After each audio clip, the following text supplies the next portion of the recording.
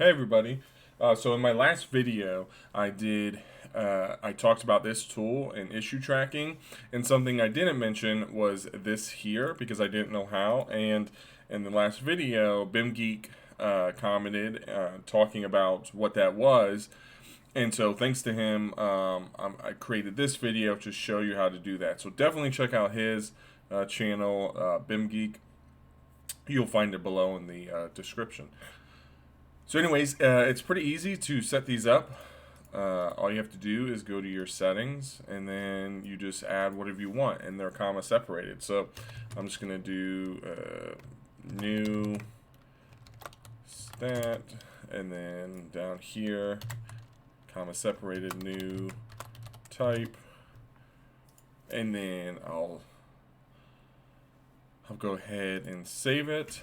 And then here you can see I've got my new stat as an option and then new type as an option. And then, so this one's already got assigned properties. And then if we go down here, we can see this one's already closed. It's assigned to our architecture. So up here, this is assigned to nothing. And so I can say it's in progress now. And it's we'll just call this one mechanical for now. So we'll just say that this is in progress and it's a mechanical issue. And that's it. So pretty easy. And again, all you have to do is jump into settings, and then you can just add your whatever you want here.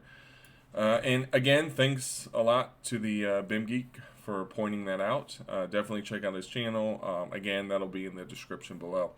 But that's it for this video. Thanks, everybody.